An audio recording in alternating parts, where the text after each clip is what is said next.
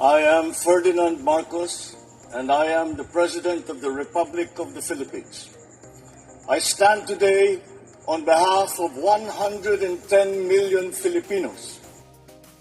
Hello universe, it's me again. Ayan, ang balita ngayon. Shoutout sa mga Marcos Loyalist supporters Filipino and OFW. Nako.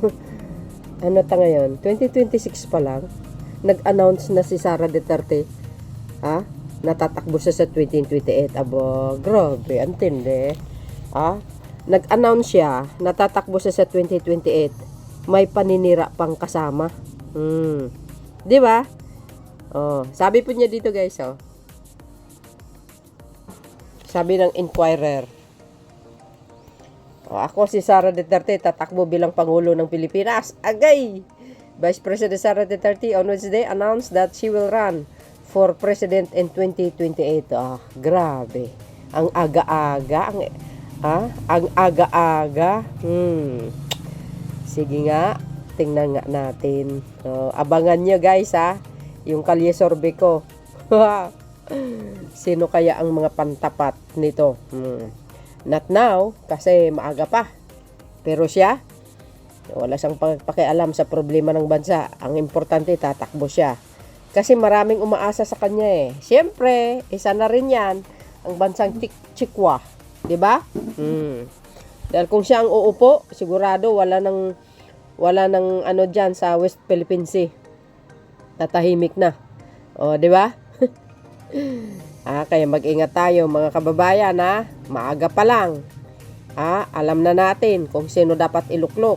Huwag si Sara Duterte. Tandaan nyo yan. Diba? Kung ano po, sabi nga, kung ano po yung puno, siya rin ang bunga. Sa ibang pamamaraan naman yun. Dalawa lang yan sabi ko, diba? Kung anong puno, siya rin ang bunga. Kung maganda. Pangalawa, kung ano yung puno, siya rin ang bunga. Sama-sama. Tandaan nyo yun. Alam nyo na yun kung ano ibig kong sabihin. Yan ang sabi niya.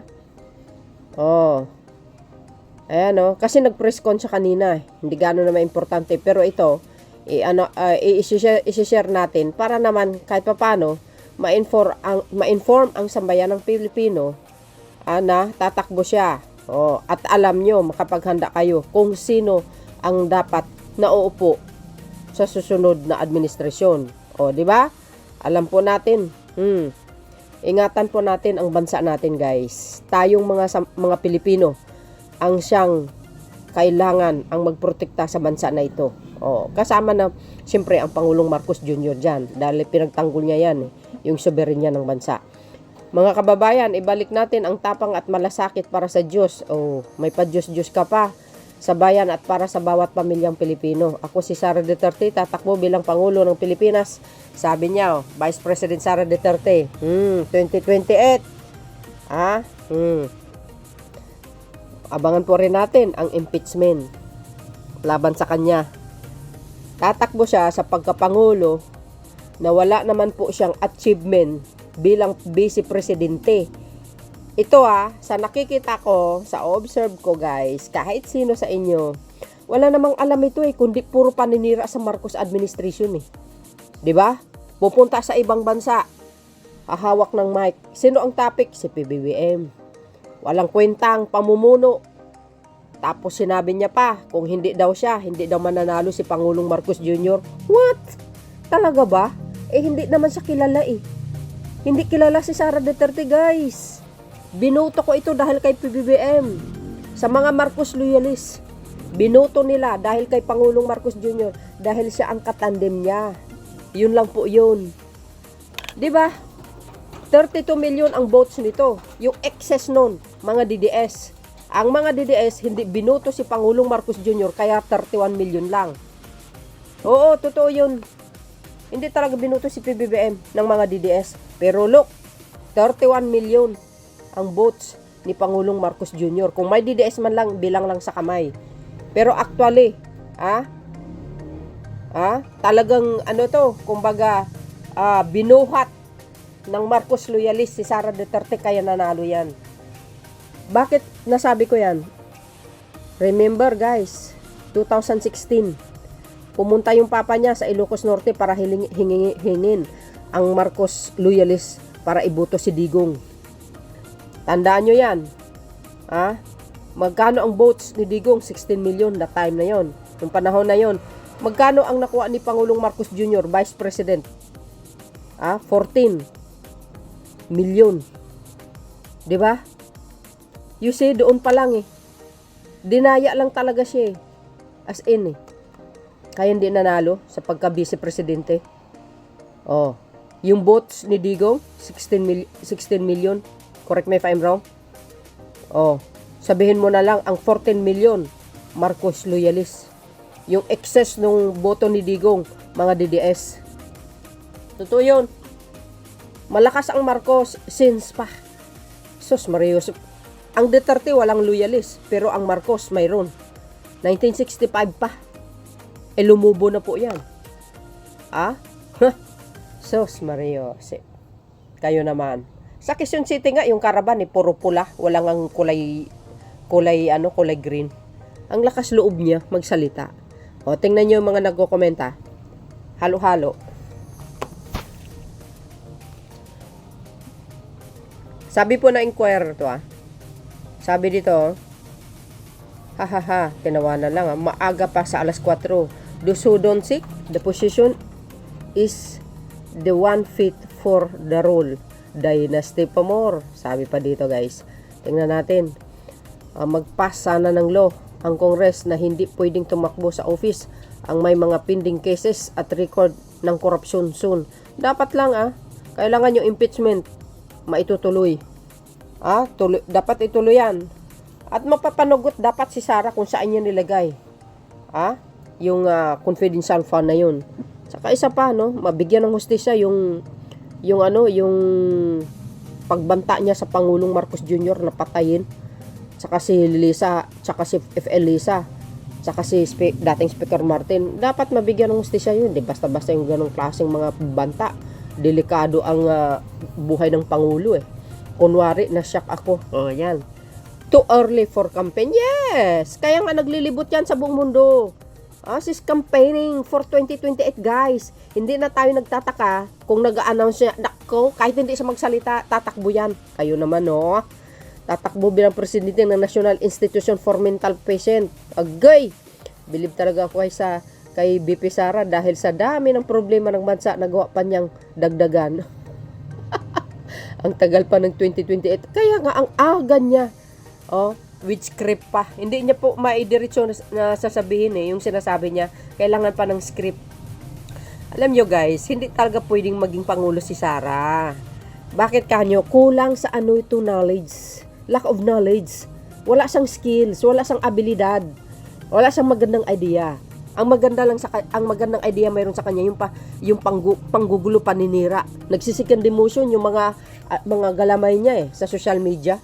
Grabe, nagpapakalat ng fake news. Ba't nasabi ko? Tingnan niyo ginawa ni Celis at saka ni Soncha. DDS sa mga yan 'di ba? Naubos na raw ang bilyones ni kay Kaufman. Kaya ni tumakbo at manalo para may bilyon uli. Agay. That's bad news. That is bad news. It's too early to announce, guys.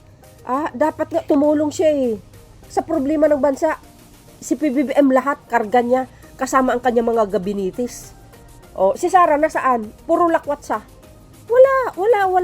Walang achievement. Napabayaan niya nga yung DepEd 3 taon. Tapos gusto niya magtatakbo sa pagkapangulo. Ay, ang daming makikinabang. Lahat yan, absuelto. Yung mga, example yan, si Kibuloy, nakulong. Malamang yan, pag nakaupo yan sa 2028, mapalaya si Kibuloy. Ganon din si Tebes, ang dami, si Alice Go, ay nako. Sigurado yan. Yung mga warrant of arrest ng ICC para hulihin si Bongo at si Bato, mawala lahat yan. Oo. Yan, papalayan lang yan. Sina Saldico, Rebilla, Diskaya at marami pang iba na trillion ko flood control. That's correct. Tumpak ka dyan, Madam Joy Kanda. Shout out sa'yo. Yun. Ito naman, ibalik natin ang tapang at malasakit. Saan banda? Ang malasakit, ang daming namatay sa Ijike, war on drugs ni Digong. Excuse me, Queen of Tokhang yan eh. Sabi ni Las Cañas, si Sara Duterte, pasimuno. Yan, si Bato kasama niya. Si Las Cañas ang nagsabi niyan guys, sa video niya. Obvious ba? Oh, and your Vice President is Marigres Piatos. That's correct. Sabi niya, pinupolitika siya. Bakit ang aga niya naman, yatang namumulito? Correct! Tingnan nyo. Mismo sa bibig niya mismo. Oh, di ba? Nahuhuli. Yung wala kang nagawa as a BP, pero may lakas na loob maging presidente. Love the confidence. Love that for her. Agay. Pangulo o panggugulo. That's correct. Panggugulo lang ang alam eh. For a non-performing BP, she has lot of nerve. Yes. Oh, they will vote for her because of her father repeating the same logic they use with BBM who was also voted for due to his father. Oh, not the same. Excuse me. Huwag mo ikumpara ang senior at saka ang junior versus yung father niya at saka yung daughter. No, malayo. Baka mas worse, more than worse pa ang maaring mangyayari sa mga Pilipino sa war on drugs. Si PBBM linis yung war on drugs niya, perfect. 'Di ba? Wala Lini waving. She should not announce it anymore. She is already campaigning since last year. That's correct. That's why she's always out of the country. Because she's campaigning, guys. This is simply political strategy. Yes, she can claim that all accusations against her are purely political harassment. No. Diba? No. That is not political harassment, guys. All the accusations against her, it's real. It's logic. It's OG, means original. Yung mga accusation laban sa kanya. Bakit? No explanation from her. 'Di ba? Last 19 Congress. Nagkaroon ng hearing sa House. What she do? Nothing. No comment, sabi niya. Nagtatantrum pa siya. Kung i-explain niya ng mas maganda, mas okay pa. Hindi nakaabot hindi sana na-impeach siya ng House. 'Di ba? Wala nagalit pa siya. Yan ang hirap sa kanya. Sinita siya ng House sa maling paggamit ng confidential funds. Siya pang may ganang magalit, 'di ba? Tapos nag-umpisa pang nagkakalat ng fake news. Tulad ng pulburong video. Wow. Ano to? Rome to Rome campaign? Yes, may president in 2028. Sabi niya gano'n, Sus Mario. What the countrymen need is a leader who puts her feet on the ground. It really is quite hard nowadays to find aspirant for government position who are truly sincere. It's time for us to seek the aid and guidance from the Almighty High that we may be enlightened on this particular regard. We are presently clouded with so much confusion, chaos, and turmoil. Meeting head on these predicaments. Ay nako, ewan ko na lang. Di ba? Ang lakas loob niya, guys. Maagang kampanya yan. Di ba? Sige, let's see. Abangan nyo na lang ang career survey ko sa mga darating na panahon, mga kababayan. Dito pa lang, last career survey ko, itong 1 month ago. Kulilat kaya siya. Nakita nyo naman siguro, di ba? Di ba? Anong topic ko doon? Career survey ko, itong last month. Anong sinabi ko doon? Gusto mo bang palitan si PBBM ni Sara Duterte? Sabi ng iba, hindi. Di ba? Mas panalo si PBBM kaysa sa kanya. Correct me if I'm wrong, guys, ayan. Ito pa. Ito pa yung sinabi niya sa press con niya. Mga kababayan, humingi ako ng paumanhin sa inyong lahat. Patawad kung tinulungan kong mahalal si PBBM bilang Pangulo ng ating bansa. Wow, feeling malakas Feeling nakuha niya yung majority ng votes ng mamayang Pilipino. Wow, grabe po. Sabi po ng GMA, I cannot kneel before each and every Filipino to beg for forgiveness. Vice President Sara Duterte na siya ang pagtakbo bilang Pangulo ng Pilipinas bago nito ay humingi ng paumanhin, Vice. sa kanyang naging papel sa pagkahalan ni Pangulong Bongbong Marcos Jr. Mga kababayan, humingi ako ng paumanhin patawad kung tinulungan kong mahalal si BBM bilang Pangulo ng bansa. Bahagi ng pahayag ni Sara Duterte. You see, tingnan nyo, kasama ng pag-uugali niya. Ang lakas loob niya. Feeling malakas. What? Talaga lang? Grabe. Ang lakas niya naman.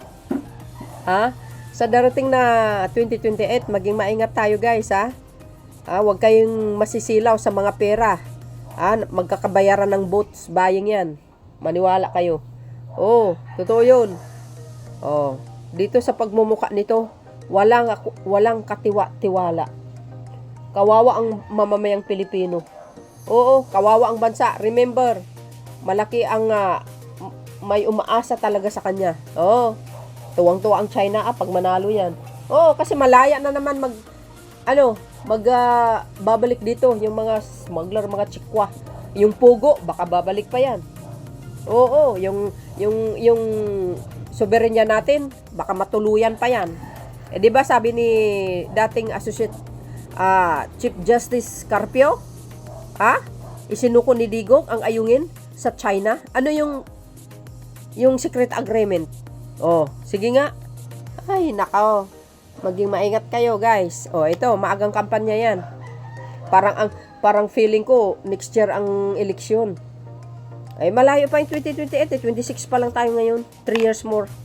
Wow. Grabe. Eager. Daming umaasa dito. Tuwang-tuwa mga dilis, tandaan nyo yan, itong announcement niya. Sa kalye survey ko, dyan tayo magkaalaman talaga. Sa darating. Hinintay ko lang kung sino ang pambato ng admin. Tapos saka magkalye survey ako. Ito. Mayroon na. Si Sara Duterte, in-announce niya na ang aga-aga. Parang hindi magandang pangitain yan Hinintay ko lang yung kung sino ang tatakbo. Kung sino ang i-offer ni Pangulong Marcos Jr. Doon. Umpisa ng kalye survey ko yan, guys. Remember that. So, ayan. Alam nyo, natatawa ako talaga sa kanya. Feeling malakas. Parang akala mo 100% ibubuto siya ng sambayan ng Pilipino.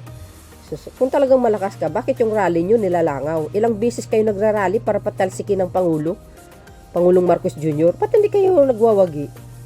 Sa liwasang Bonifacio nga Kung magsalita lang si Bonifacio doon na may hawak na itak, pag itakin niya kayo. Puro kayo rally, wala naman nangyayari, 'di ba? Bakit hindi kayo nananalo? Bakit hindi kayo nagtatagumpay sa people power? See? Ang lakas loob nito mga kababayan, palagay puro fake lang talaga siguro mga sorbe nito 'di ba? Ayan na. Hindi na kailangan ni yung tawag dito na ipakita yung buong press conference niya. Ay nako. Ito lang kasi, in-announce niya, tatakbo siya, tsaka na humingi ng tawad. Alam nyo, pag tatakbo si Pangulong Marcos Jr., maglalaban silang dalawa, kawawa ito. Kulilat talaga ito. Maniwala kayo. Ilalampaso ni PBBM yan. Sana, amyendahan nila yung tsa-tsa, yung saligang batas, baguhin. Maibalik yung re-election ng mga Pangulo dapat. Tingnan natin, para makahabol si Pangulong Marcos Jr., tatakbo sa uli pag napalitan yung saligang batas. 'Di ba mayroong ganyan na batas tayo? Pinalitan, 'di ba? Correct me if I'm wrong, guys, dati-dati pwede naman ganun Magre-elect ka. Tatakbo ka uli sa pagkapangulo. Mayroon pa yung tayong ganun, 'di ba, guys? Bakit nawala 'yun? Kasi nga sabi nila napalitan yung saligang batas. 6 years na lang ang term ng pangulo, hindi na siya tatakbo. Uli, hindi na siya pwedeng makatakbo ayon sa batas. Dati mayroong ganyan So, I hope na di ba, as early, mapag-usapan yung tsa-tsa na yan, yung para mapalitan yung saligang batas natin, 1987 Constitution, kayo naloka. Para makatakbo uli si Pangulong Marcos Jr. at labanan niya ito. Di ba? Correct me if I'm wrong. So, yun mga kababayan, ang aking latest update sa inyo. Kayo guys, anong masasabi nyo dito? Nako. Ang daming nagtatawanan sa kanya. Nakita nyo naman siguro sa comment section. Oh, thank you guys for watching. See you again on my next upload. Bye bye bye and baboos. God bless Philippines. Comment lang kayo guys kung anong masasabi nyo dito. Bye bye bye and baboos. There's more guys. Bye everyone.